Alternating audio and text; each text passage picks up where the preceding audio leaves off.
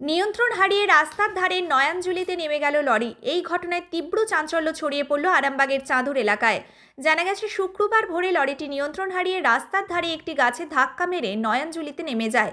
স্থানীয় মানুষ দেখতে পেয়ে ঘটনাস্থলে ছুটে যান, কিন্তু দেখেন লরির মধ্যে চালক ঘুমিয়ে পড়েছেন। তাদের প্রাথমিক অনুমান চালক মদ্যপ অবস্থায় গাড়ি চালানোর জন্যই এই দুর্ঘটনা ঘটেছে।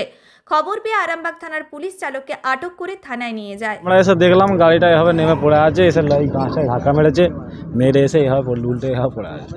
তার দাঁড়িয়ে কারোর লরিটা কিছু হয় না, দাঁড়িয়ে আছে গাড়িটা। এসে ড্রাইভার ভিতরে, হ্যাঁ শুয়ে আছে, মদ খেয়ে ভিতরে ড্রাইভার শুয়ে আছে। কিভাবে কি হয়েছে, কি মানে কি মনে হচ্ছে? ভোরের বেলা এসে মেরেছে তো, ওই গাছে মেরেছে। একটা গরু গাড়ি ছিল, মানুষকে মেরে দিত। এসে দেখছি না গরু গাড়িটা পেরিয়ে চলে গেছে, লরিটা এসে গাছে মেরেছে, গাছে মেরে এসে এখানে দাঁড়িয়ে আছে। লরিটার কিছু হয় না, ড্রাইভার মদ খেয়ে ভিতরে শুয়ে আছে। এটা কোন জায়গা?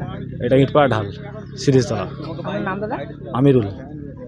কোথায় বাড়ি আপনার? এখানে বাড়ি? হ্যাঁ, চাঁদুরেই।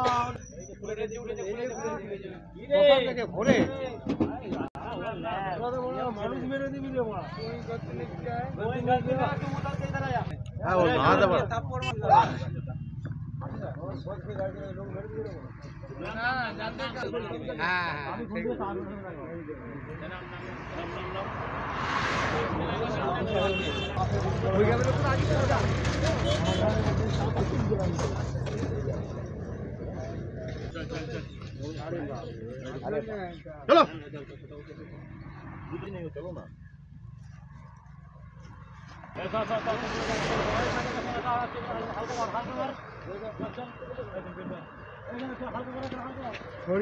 গাড়িটা কিভাবে নামালে?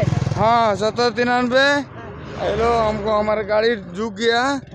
ये लो पुलिस साहब लोग आया है, हमको पकड़ के ले जा रहा है।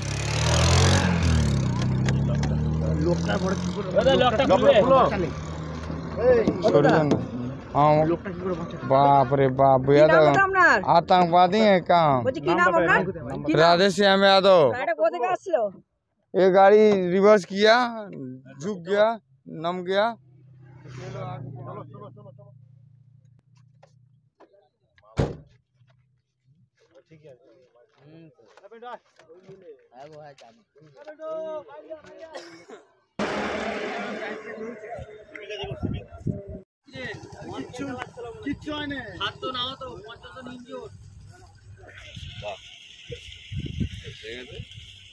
ড্রাইভার মদ কে ভিতরে শুয়ে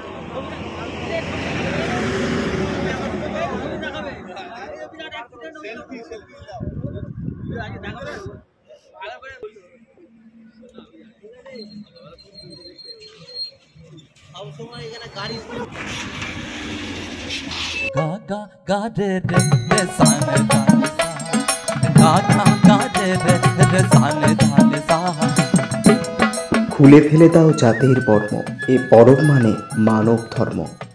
22 থেকে 26 জানুয়ারি আরামবাগের সিবিএসই স্কুলের বিপরীতে তেঘরি মাঠে শুরু হতে চলেছে আন্তর্জাতিক গোসাই পরব।